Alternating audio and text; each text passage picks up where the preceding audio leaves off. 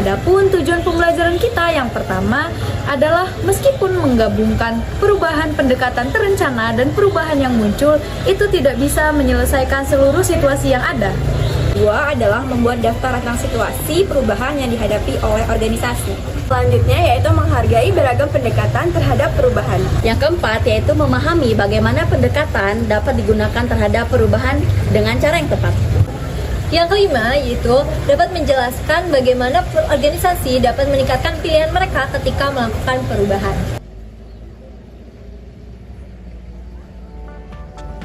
Halo, kami dari kelompok 5. Perkenalkan, nama saya Sela. Nama saya Maratun.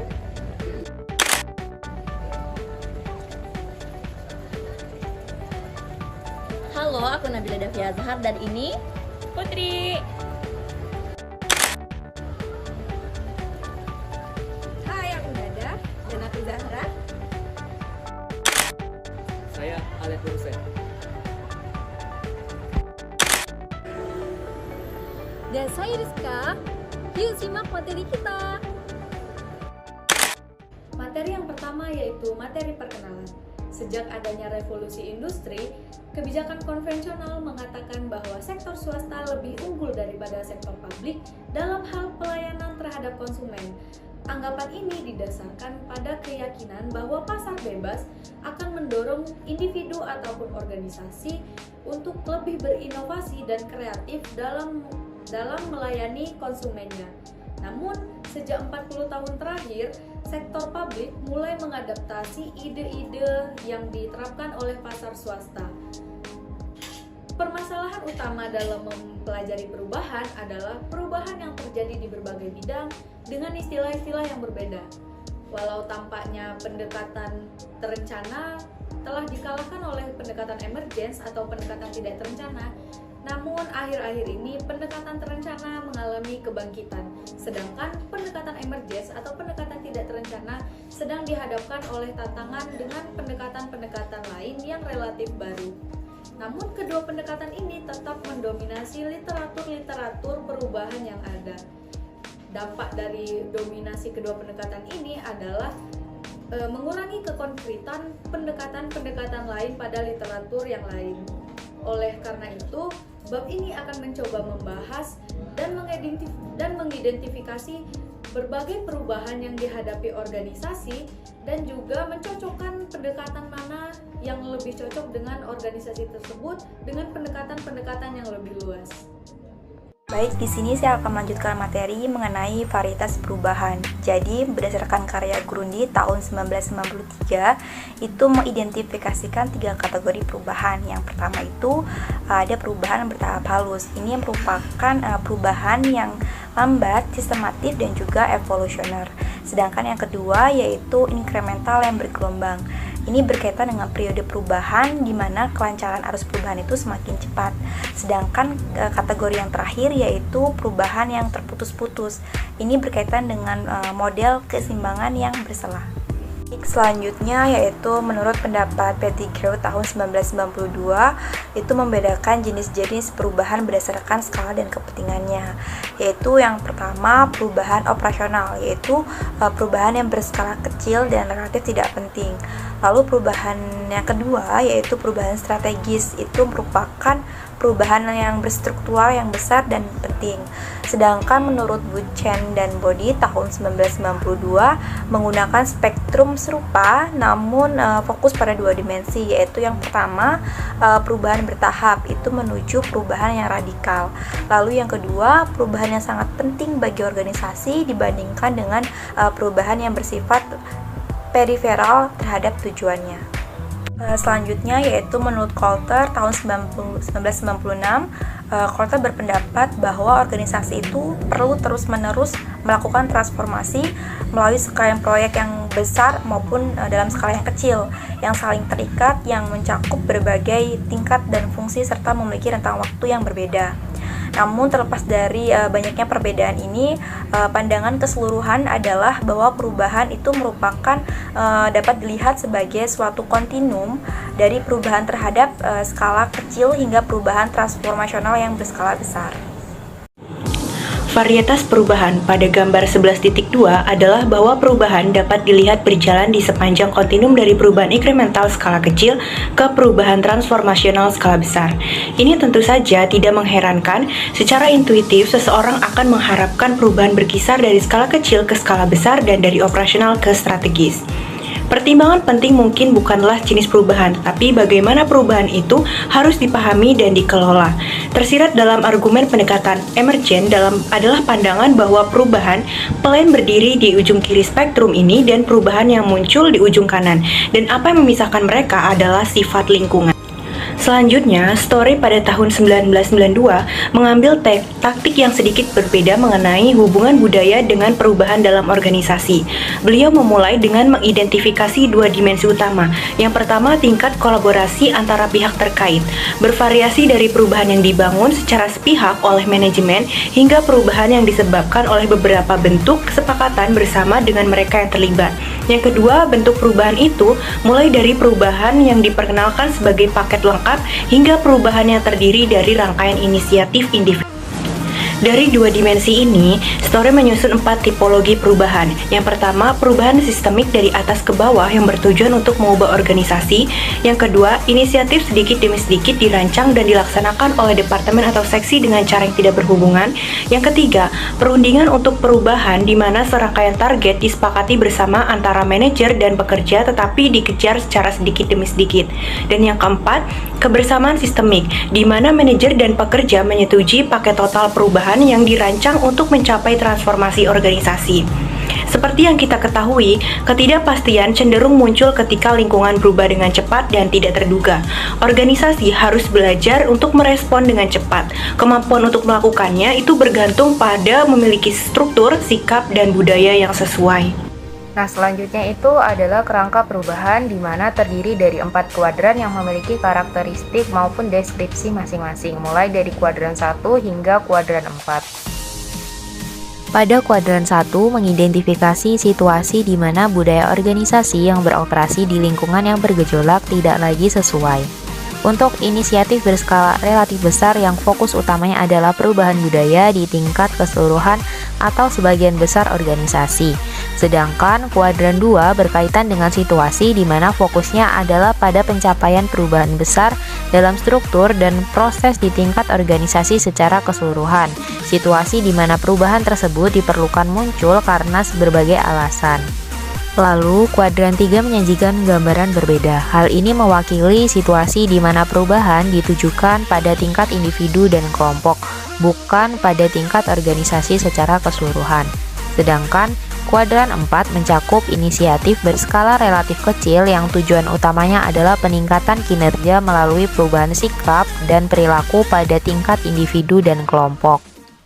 Banyak dukungan terhadap bahwa perubahan dapat dilakukan lebih cepat apabila perusahaan itu fokus pada perubahan restruktur organisasi daripada perubahan yang fokusnya pada budaya dan perilaku. Implikasi dari hal ini dapat kita lihat bahwa transformasi di sebuah perusahaan akan lebih cepat dilakukan dan akan lebih cepat berhasil apabila itu fokusnya pada struktural dibandingkan perubahan budayanya. Namun, tidak semua karyawan di sebuah perusahaan akan menerima perubahan karena disebabkan oleh beberapa faktor dan beberapa situasi yang terjadi di sebuah perusahaan. Ada dua teori yang membahas tentang penolakan karyawan terhadap perubahan, yaitu teori kedalaman intervensi dan teori disposisional. Oleh karena itu, keterlibatan karyawan di sebuah perusahaan harus diperhatikan dengan sangat hati-hati oleh perusahaan itu. Baik, untuk materi selanjutnya akan dibawakan oleh saya, Zahra Sukma. Di sini saya akan membahas tentang kerangka kerja untuk keterlibatan karyawan. Jadi, jenis perubahan di setiap bagian itu memerlukan tingkat keterlibatan yang berbeda-beda agar dapat berhasil dicapai. Contohnya, perubahan pada budaya dan perilaku itu memerlukan tingkat keterlibatan yang besar dibandingkan dengan perubahan pada restrukturasi tugas atau bahkan keseluruhan organisasi. Hal ini juga didukung oleh salah satu buku yang mengatakan bahwa struktur organisasi itu dapat diubah secara relatif cepat dengan menggunakan bold stroke, namun perubahan pada budaya dan perilaku itu diubah melalui long march yang memerlukan tingkat keterlibatan dari waktu ke waktu yang cukup panjang. Mengenai jenis perubahan, teori keterlibatan karyawan ini menekankan bahwa tingkat keterlibatan yang diperlukan dalam setiap proyek perubahan bergantung pada dampak perubahan terhadap mereka yang terlibat. Perubahan budaya dan perilaku itu seringkali diperkirakan mempunyai dampak psikologis yang lebih besar dibandingkan dengan perubahan struktural atau perubahan tugas. Jika kita mempertimbangkan teori penolakan disposisional, maka teori ini menyatakan reaksi individu terhadap perubahan itu juga berbeda-beda. Dalam organisasi di mana karyawan itu memiliki tingkat penolakan disposisional yang sangat rendah, maka tingkat keterlibatan yang dibutuhkan untuk mencapai perubahan budaya dan perilaku akan jauh lebih rendah juga. I'm Neil Bedwell. I am one of the founders of localindustries.com. We are a change communication company based in Atlanta, Georgia. Change is a complex process, and there are some fantastic practitioners out in the market looking at technology integration, process integration, making change from a practical, rational, functional standpoint.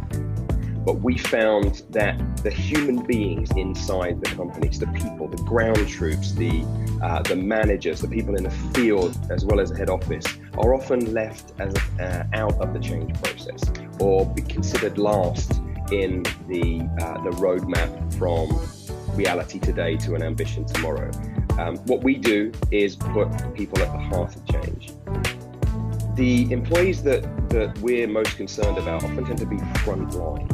The truck driver, the gate agent, the customer service representative, the people that are dealing with the customers.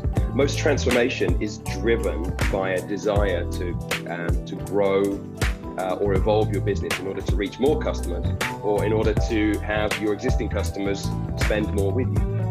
Yet those who know the customers best are actually considered the least in the change. And so what we try to do is to listen more to those people on the front lines and actually then bring that back to shape the way the change happens. The argument is pretty clear to say that if you serve your stakeholders successfully, customers, employees, and others, that your business, you will drive your business more successfully and then deliver the shareholder value that is ultimately desired. Jadi dapat disimpulkan bahwa karyawan itu memiliki tingkat keterlibatan yang cukup besar dalam setiap perubahan yang dilakukan oleh organisasi. Oleh karena itu, masalah keterlibatan karyawan ini perlu ditanggapi dengan hati-hati. Pendekatan pada perubahan termasuk tingkat keterlibatan karyawan harus disesuaikan dengan konteks perubahan dan bukan ditetapkan tanpa berpikir panjang. Masuk kepada materi kerangka untuk memilih. Jadi, seperti yang dijelaskan pada gambar 11.5, organisasi ini dapat mengembangkan pendekatannya melalui dua cara, yaitu ada pendekatan kontingensi dan juga pendekatan situasional. Nah, perusahaan ini juga dapat menyesuaikan pendekatan tersebut terhadap situasi kondisi lingkungan dari perusahaan. Baik, selanjutnya yaitu ada pertanyaan penting. Nah, apa itu pertanyaannya? Jadi, bagaimana dengan pilihan? Di sini akan melahirkan dua isu, yaitu isu yang pertama berkaitan dengan sejauh mana suatu organisasi dapat mempengaruhi kekuatan-kekuatan yang mendorongnya untuk melakukan perubahan. Sedangkan isu kedua yaitu sejauh mana dan berapa lama sebuah organisasi dapat beroperasi dengan struktur, praktik, dan budaya yang tidak sejalan dengan lingkungannya. Baik, selanjutnya yaitu kita akan menjawab dari dua isu tersebut. Jadi untuk isu yang pertama, kesimpulannya adalah bahwa organisasi dapat mempengaruhi lingkungannya baik untuk menstabilkan atau mendestabilisasi.